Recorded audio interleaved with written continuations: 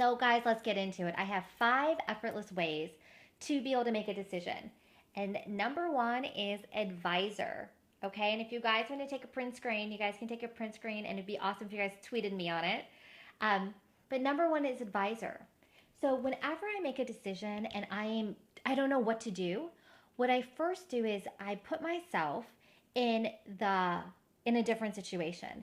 I ask myself, what if my best friend, what if my closest person in my life asked me for advice on the same exact situation? What advice would I give them?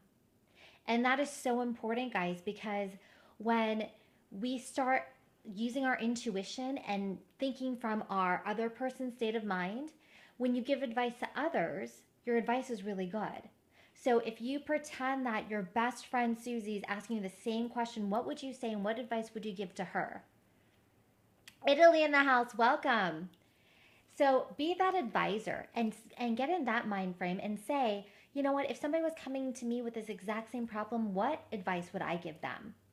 And that can start unlocking some of your inner wisdom, which is so powerful. Tip number 2, guys, is fear. Now make sure that if you're leaning towards a decision, an option, is it because of fear or is it because it's the safest option? So make sure that you really explore and check that, because I truly believe that we always need to expand and grow. They call it growing pains for a reason. So if you pick the safe option, just make sure that you really explore that and really get into it and see if there's something else there, and is there a way that you can push yourself out of your comfort level so that you can expand, grow, and develop, because that is what life is all about. So before you make that option and you know that it's fear, examine it a little bit and make sure that it isn't just because of the fear. Because a lot of the times our subconscious wants us to do the safe route. Our mindset always wants to go with the normal and the routine things that we usually do. And the problem with that is it keeps us small. It keeps us in our box, and we're not able to grow and expand. So make sure that you are not basing the decision and the option out of fear. And if it is the safest option, just make sure you explore it a little bit and see if there's any way that you can expand, so it helps with your development and your personal journey. Number 3, guys, is right here, is alternative. There's so many times where we're like, hey, welcome. There's so many times where we think that it's either A or B. There's only 2 options, or there's only 3 options. But here's where we can get really creative and we can say, are there any alternatives out there? Is there anything else that I'm missing? Is there any way that I can take the cons from all the options that I have and see if there's a hybrid solution that I can come up with that can minimize my cons and maximize my pros? And there's so many times where we're just funneled into, which one do I decide? The purple or the green? Which one should I do? Which one should I do? But sometimes we forget that there's another option, and maybe blue would work. Is that making sense, guys? Let me know. Thank you so much for the pink hearts. The pink hearts go really cool with my navy shirt and with the background. So thank you guys so much. And now we're getting different color hearts. So let's see if we can get the whole rainbow in there. So if you guys like this, if you guys are vibing with it, throw in some hearts, give me some comments, let me know if you guys are feeling this, because this is really important, guys, and it helps you make a good decision, the right decision for you. Number 4 is project.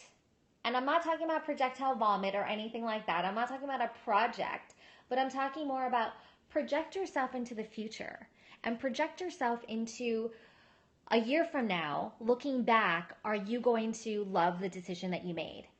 And I always tell my clients to sit in that situation and sit in every single option and look back and say, you know what, if I did this decision, so whether it was investing in yourself and hiring a coach, if I hired a coach a year from now, when I look back on it, is that a great decision that I made, or would I have regret? And then say a year from now, if I didn't hire a coach, would I be where I wanted to be? And when you project yourself into the future and you look back, that can really help you really figure out those feelings to say, you know what, is that something that is something on the whim that maybe isn't going to help your long-term goals? Or maybe it's something where it's something that you're meant to do. And you know that doing that and investing in yourself will get you to where you want to be faster, quicker, and more efficient. So that is a great way to be able to make a decision, is put yourself in the future and see how it feels for you and what feels the best in the options that you put yourself in. And then guys, the last tip is your best self. What would your best self do? And we all have a best self. We have that person that we inspire to be. We have that person that we want to be. So if you don't really know who your highest self is, a great way to really start exploring that is to think about 3 people that inspire you in life. It could be somebody you know, it could be a celebrity, it could be somebody from, history.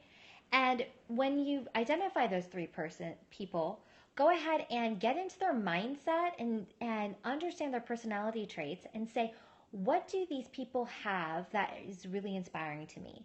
Is it their resilience? Is it because they're a freaking hustler?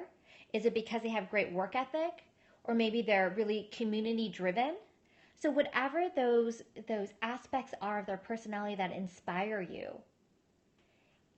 go ahead and write those down and see, are you demonstrating those same things? Are you demonstrating those same traits? And if you're not, then if you were your highest self and you were demonstrating those traits, what would your highest self select?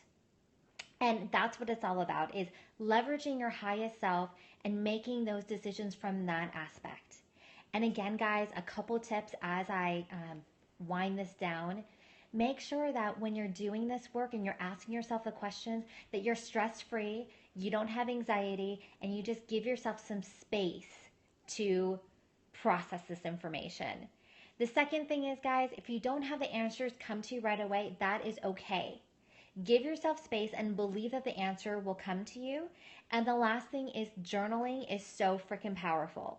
So if you just assign yourself 10 minutes to do this activity and go through the questions, and you grab out a piece of paper and a pen, or a pen and a whiteboard, and you just start writing down the answers, it can be really magical on what comes up for you, because you are engaged in activity, and once you start writing, things start flowing magically for us. So I hope that was helpful, guys. This is something that we all need to make decisions. Sometimes it can feel like it's a burden, but if you take these 5 strategies and you start incorporating them, decisions are going to be easier to make. You're going to feel so good about it, and it's going to be something that is effortless. So I hope you guys like that. If you guys have any questions, let me know. I also have the blog post on my website, which is theeffortlesslife.rocks. So you can go ahead and check that out. Grace Cope, thank you. You're so welcome, the Search 333. I would love to know your name. And if you guys haven't signed up for my 7-day journey to create an effortless life, it's a free challenge and it is freaking amazing. It has homework, it has videos, it has a lot of things, and the people that have gone through it have seen massive transformations. So if you guys want to do that, you can go ahead and swipe over. You can see in my profile, I have the link on there. You can go straight to it and you can start your 7-day journey to an effortless life now. So guys, thank you so much. I'm sending you love, light, and oodles of positive vibes. That's from me to you. And the only request that I have is for you to share it with the rest of the world, because the world can never get enough of love and compassion, and that's something that we can do right now. So guys, thank you so much. It takes effort to be effortless, but stick along. Make sure you're following me, and I will show you how. I'm your coach, Indrani Phillips, and here's to your effortless life. Bye, guys.